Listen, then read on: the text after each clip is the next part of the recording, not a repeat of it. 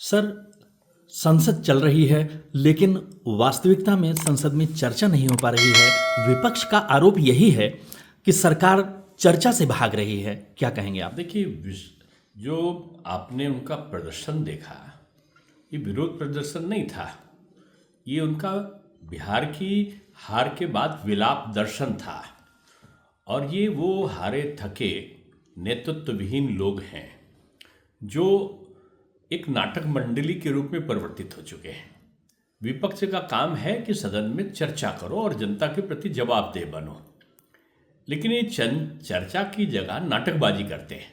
सांसद लोग जो अन्य दलों से भी चुनकर आए हैं भारतीय जनता पार्टी के अलावा, उस सदन के अंदर बहस चाहते हैं, नाटक थोड़ी चाहते हैं।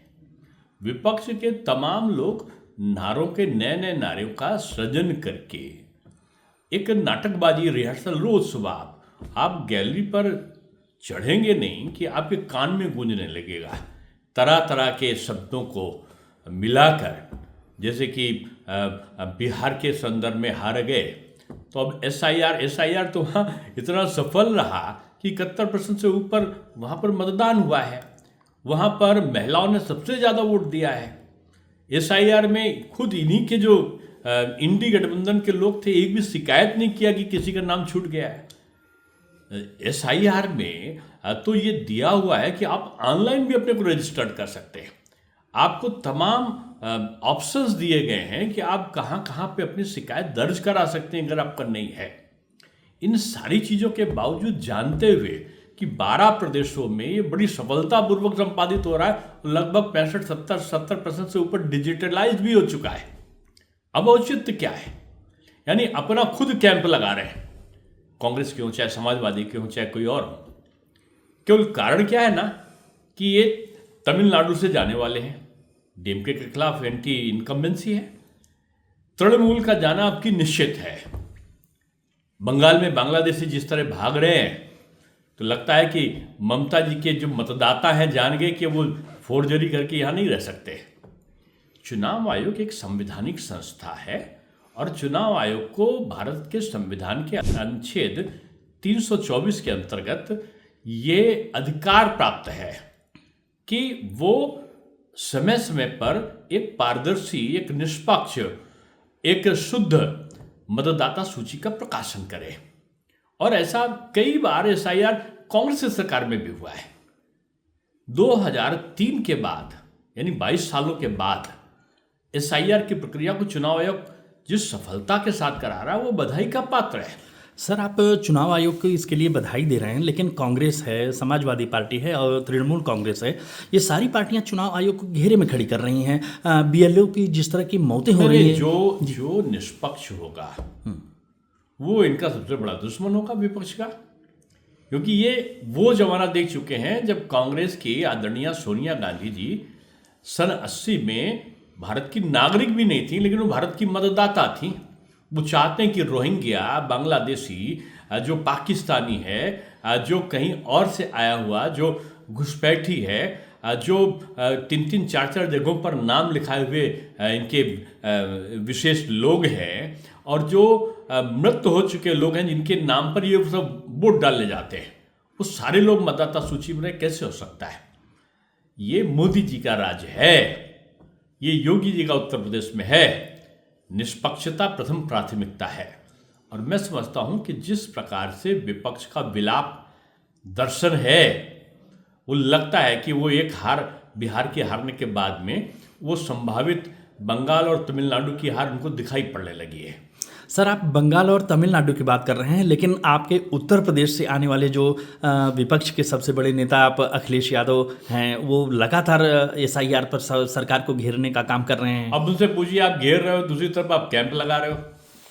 कल तो उनके लखनऊ के व्यापार पर उसका कैंप लगा हुआ था और जगह जगह उनके लोग मतदाता सूची में नाम डलवा रहे हैं। और उनसे पूछिए कि वो कई बार जब उनका इस प्रकार के मतदान के संभावनाएं हो चुकी हैं तो आप एक तरफ तो आलोचना करते हो, दूसरी तरफ आप मतदान के लिए आप आगे जाते हो।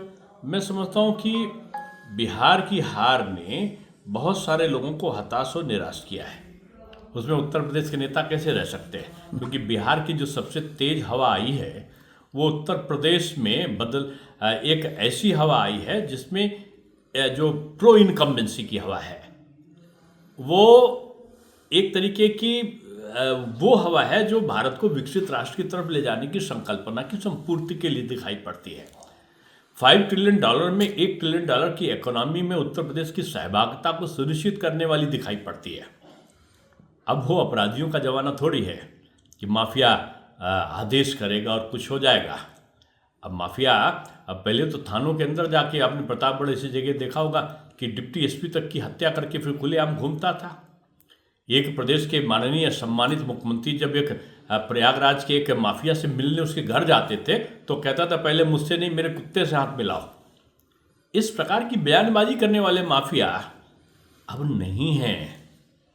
उत्तर प्रदेश बदला है।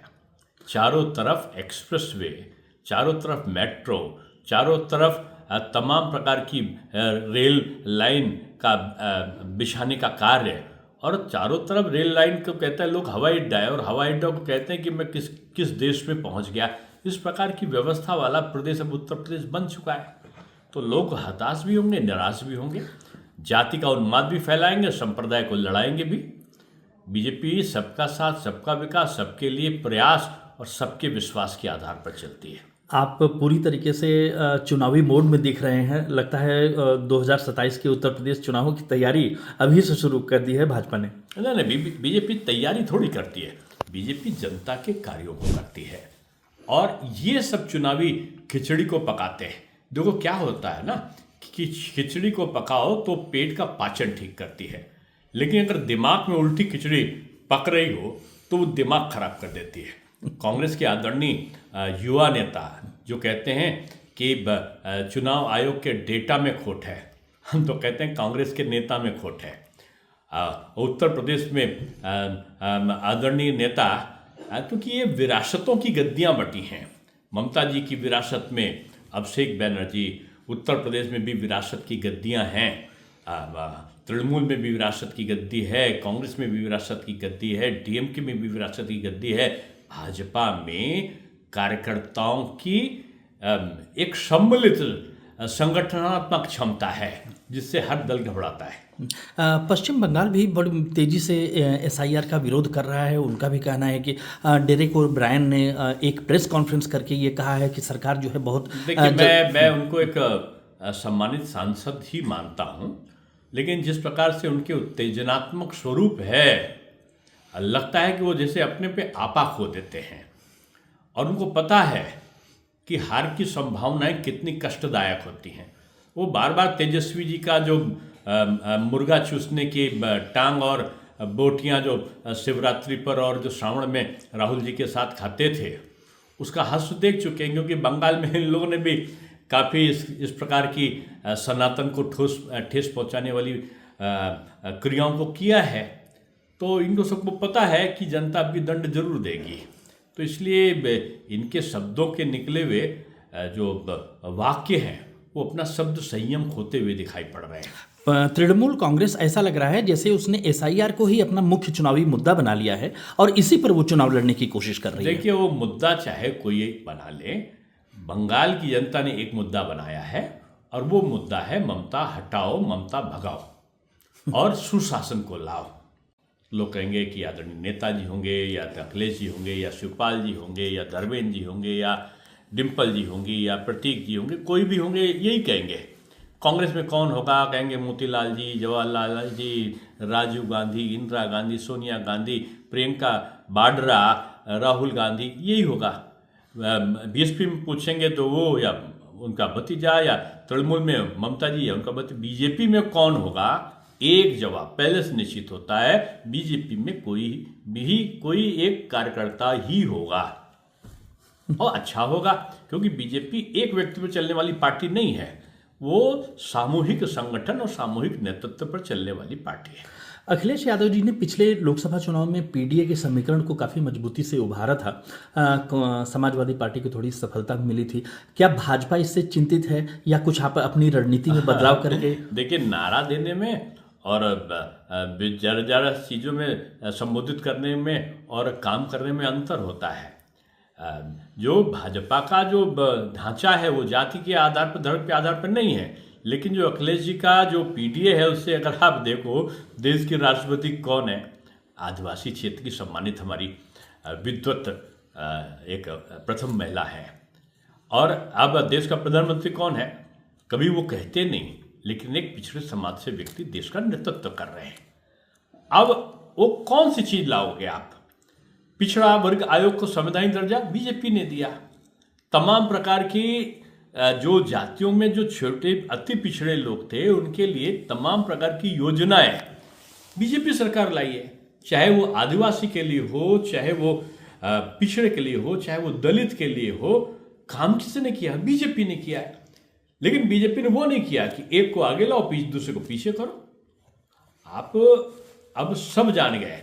अगर उनके वहां व्यक्तिगत परिप्रेक्ष्य में भी देखो आप, तो क्या अपने पारिवारिक प्रवेश, जो लोग ऐसा बोलते हैं, पारिवारिक प्रवेश में भी किसी ने पीटीए किया है? गांधी परिवार में भी आज तक किसी पिछड़े वर्ग के किसी व्यक्ति से शादी हुई है क्या? पूछो, नहीं हुई है। सारे विदेशियों में हो रहा है, दूसरे धर्मों में हो रहा है। मैं धर्म के आधार पर नहीं, आप कहीं करो, ये आपका व्यक्तिगत आधार है। आप पारिवारिक परिवेश देखो, जिन लोगों को जो पीडीए की बात करते हैं वो परिवार में पीडीए नहीं लागू किया है। तो कहना और करना ये अलग विषय होते हैं। बीजेपी कर रही है पिछड़ों के लिए भी, अति पिछड़ों के लिए भी, अति गरीब सवर्णों के लिए भी, और जो सामान्य प्रवृत्ति के सवर्ण हैं उनका भी उन्नति हो।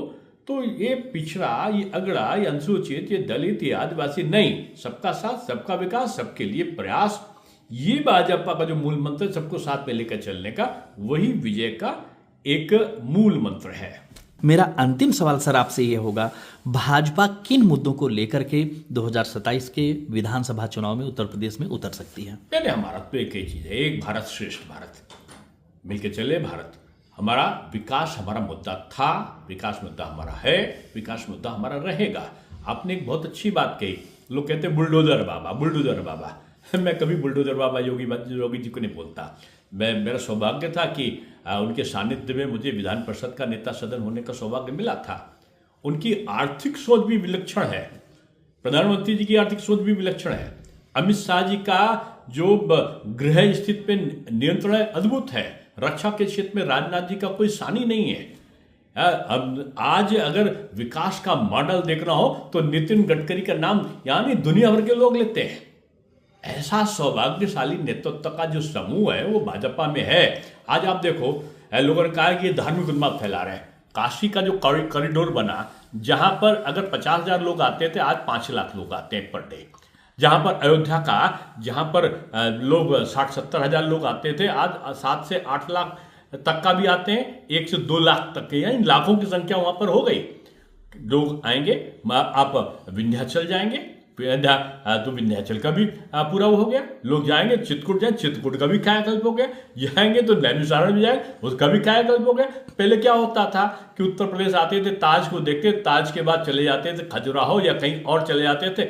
वो पर्यटक उत्तर प्रदेश नहीं आते थे या पहाड़ चले जाते थे, पहाड़ हमसे हट गया। अब मैं जो कहता हूं कि ये बुलडोजर बाबा नहीं है, ये अर्थ प्रबंधन बाबा है। पर्यटन का मैं चेयरमैन रहा, मेरे अंडर में भी पर्यटन की 2 किताबें हैं, 2 टूरिज्म पे मेरी शोध भी अंडर में किया है। मैंने पहली बार ऐसा देखा कि पर्यटन के माध्यम से आय का सृजन धार्मिक पर्यटन से कितना हो रहा है। कि आ रहे लोग काशी विश्वनाथ, जा रहे लोग सारनाथ, जा रहे लोग कुशीनगर, जा रहे कहाँ लोग, वो जा रहे हैं वहां पे जा रहे हैं विंध्याचल, अयोध्या, अयोध्या से अभी मथुरा भी जाएंगे, वहां भी डायरेक्ट कनेक्टिविटी हो रही, वहां से चित्रकूट और चित्रकूट से नैमिषारण्य से फिर अन्य स्थानों को, यानी धार्मिक पर्यटन में आस्था भी, राम जी भी, कृष्ण जी भी, शंकर बाबा भी और मां लक्ष्मी की सदकृपा भी, यानी पर्यटन के माध्यम से आय के सृजन का प्रकल्प उत्तर प्रदेश की आर्थिक व्यवस्था को बदल दिया।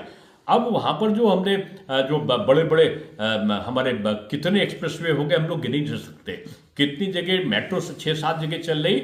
आज जो इंफ्रास्ट्रक्चर है वो आय का सबसे बड़ा साधन बन गया है। जेवर का जो इंटरनेशनल एयरपोर्ट है वो 1/3 आय उत्तर प्रदेश को देगा, यानी उत्तर प्रदेश आर्थिक रूप में संपन्न। उत्तर प्रदेश आत्मनिर्भर उत्तर प्रदेश, उत्तर प्रदेश देश का सबसे शक्तिशाली, सबसे ज्यादा आर्थिक आय वाला प्रदेश बनने की तरफ चल चुका है। इसलिए योगी बाबा बुलडोजर बाबा नहीं है, मोदी जी के मार्गदर्शन में ये अर्थ प्रबंधन बाबा है। इसी मुद्दे पर आपका चुनाव होने वाला है। हाँ, मुद्दा जनता एक ही मुद्दा है, मोदी जी के काम, योगी जी का उनके सहयोग, अमित शाह जी का गृह क्षेत्र में किया गया काम, राजनाथ जी का रक्षा का काम और नितिन गडकरी जी और अश्विनी वैष्णव ऐसे लोगों का रेल पे और पथला सड़क पे क्या, ये सारे विभागों का, जिनका नाम नहीं भी ले पा रहा हूँ। यानी विकास हमारा मुद्दा है, था और रहेगा। Thank you sir, thank you. अगर आप ये वीडियो YouTube पर देख रहे हैं तो हमारे चैनल को सब्सक्राइब कर बेल आइकन दबाएं और Facebook पर देख रहे हैं तो हमारे पेज को लाइक करें।